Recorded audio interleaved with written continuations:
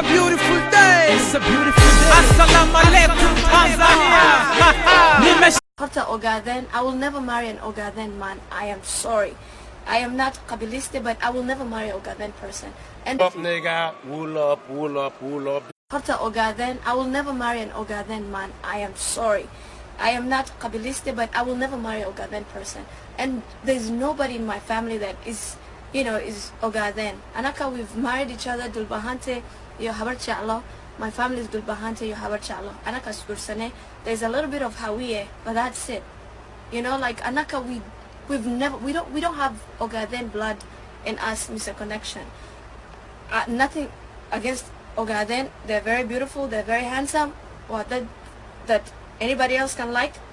But me, Shaksiyahan, I would never marry an Ogaden person. Never in my life.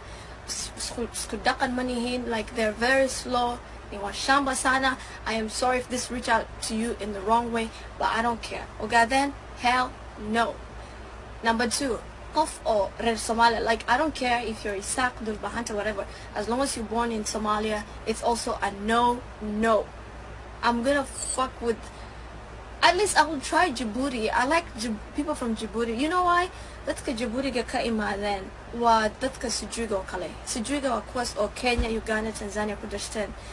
I will marry somebody from Djibouti because they are freaks, okay? They're like crazy. They're nice. Now I know Ogaden, they're gonna abuse me, but I don't give a fuck. I'm just saying the truth. I will never marry Ogaden. It's a no. They're very slow.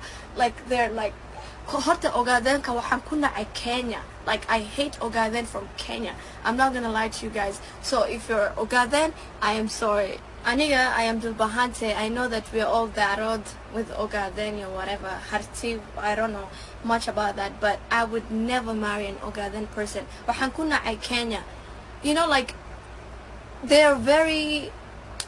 act like they're from the bush, to be honest. They're very hassid people. The ones I've seen, especially Kwa Kenya Chogan. I don't know about Ogaden from Ethiopia, but I've seen the Ogaden in Kenya. Like, they are very cruel, okay? As much as Aniga Somali da nun ne'abiyahay, there's that I am Somali. It's gonna bother me if I see a mother or a child, being disrespected by a fellow Somali. Aniga, as much as Somali da I hate them, I would never sit down and see a Somali going through a struggle or pain or anhasideo. I will never. First of all, I'm human, I'm Muslim, I'll help. So the reason why I hate Ogaden, I've lived in Kenya, grew up in Kenya, born and bred in Kenya. You understand? Like, my whole life, I'm Kenyan Somali. So, one RK, Malin, just dad ba Somalia kay Malin or dibataysan wa nag, because this is so fucking painful. That's why Aniga, I hate them. That dibataysan or Somalia ka arare, because it was around 2011 and there was like a civil war. Somalia, like Malin ka stuff that was qarxinan. So habartan yo ilmaheda, but they're in Kenya. Aniga na we was at the border. So waxay rabeen inay gudbaan or Uganda aadan. Then that's can Ogaden, they were threatening habartan yo ilmaheda waba agon, like, not this. If you see how dibataysan she is and what she's gone through, and I'm not saying this that it's only one person. It's been a lot of Ogaden that used to live at the border, and they used to do that because they're born in Kenya. They forget that they're Somalis. They're like, I am Kenyan. Ogadenta, I don't give a fuck. Anyways, that's what they were doing.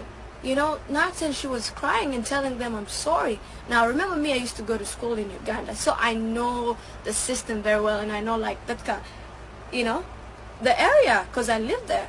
So they were like telling her la'agna si or police bankuso wa'ana. Habarta that is dibataysan. She came from Somalia. She's very tired, going through all that mental whatever, emotional problems and all that, trauma, and you're telling her to give you money to cross the border. What kind of person are you?